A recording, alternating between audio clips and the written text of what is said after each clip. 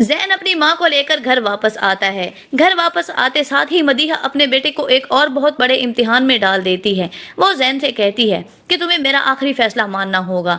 तुम्हें महविश से शादी करनी होगी। वो बहुत अच्छी लड़की है, तुम्हारा हमेशा ख्याल रखेगी, और सबसे बड़ी बात कि मैं महविश की फैमिली को जुबान दे चुकी हूँ और मैं अपनी जुबान से पीछे हटने वाली नहीं हूँ।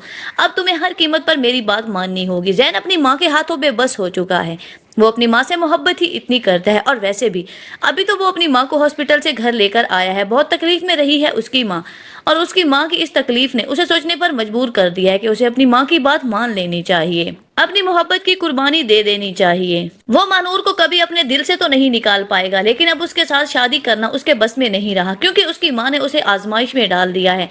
वो टूटे दिल के साथ अपनी माँ से कहता है कि अम्मी, मैं आपकी खुशी में खुश हूँ, आप जब चाहेंगी मैं महविश के साथ शादी कर लूंगा। यह सुनने के बाद उसकी माँ की खुशी की इंतहा नहीं रहती। यहाँ पर आकर सोचने की बात यह है कि एक माँ इतनी खुद गर्ज हो चुकी है कि वो उसके बेटे से उसकी खुशियों की कुर्बानी मांग रही है। उधर महानूर को भी पता चल चुका है कि अब ज़ैन की माँ हॉस्पिटल से घर वापस आ चुकी है। वो उससे बहुत ही कम राब्ता करती है ताकि उसकी वजह से घर में कोई नया हंगामा ना हो।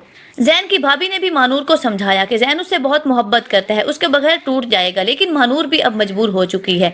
वो नहीं चाहती कि उसकी वजह से किसी और मासूम का घर खराब हो। वो जानती है कि महविश बहुत मोहब्बत करती है ज़ैन से, और वो उन दोनों के बीच में नहीं आना चाहती। महविश भी अपनी जगह कुर्बानी के लिए तैयार बैठी है। वो जानती है कि ज़ैन उससे बेपनाह मोहब्बत करता है। वो महविश को पसंद नहीं करता, उसके बावजूद वो उसके साथ शादी के लिए इनकार कर देती है, क्योंकि इसके साथ महविश की खुशी जुड़ी है।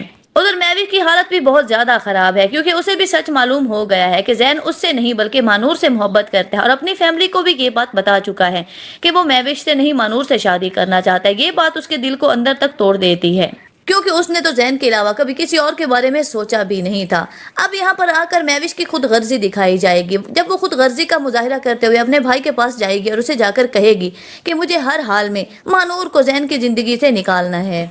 तब उसका भाई कहते हैं कि क्या मतलब, तुम्हें क्या लगता है कि ज़ैन महनूर को पसंद करता है? जिसके जवाब में महविश अपने भाई को बताती है कि हाँ, ये सब कुछ मैंने अपने कानों से खुद सुना है। ज़ैन अपने दोस्त को बता रहा था कि वो मुझसे नहीं मानूर से शादी करना चाहता है, जिसके बाद उसका भाई भी गुस्से से आग बगोला हो जाता है। ऐसा कैसे हो सकता है? मेरी बहन के साथ धोखा कर रहा है। वो मेरी बहन के साथ मंगनी की, उसे शादी के ख्वाब दिखाए, और अब शादी किसी और के साथ करने जा रहा है। मैं ऐसा होना नहीं दूंगा। मैं अपनी बहन की खुशियां किसी कीमत पर उसे छीनने नहीं दूंगा।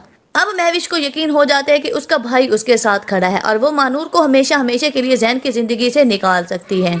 जिसके बाद स्टोरी में बहुत बड़ा ट्विस्ट आएगा। महविश और उसका भाई मिलकर मानूर को रास्ते से हटाने की कोशिश करेंगे, और इसके लिए वो मानूर को अगवा तक करवा लेंगे, ताकि जब मानूर घर से गायब हो तो ज़ैन के दिल से वो खुद ब खुद उतर जाए। ज़ैन को ये लगे कि मानूर किसी के साथ भाग गई है, और वो दोनों बहन भाई ऐसा ही करते हैं, मानूर को अगवा करवा लेते हैं, ताकि किसी तरह हमेशा हमेशा के लिए ज़ैन की जिंदगी से मानूर चली जाए और महविश अपनी जगह बना पाए। लेकिन ये उसकी भूल है।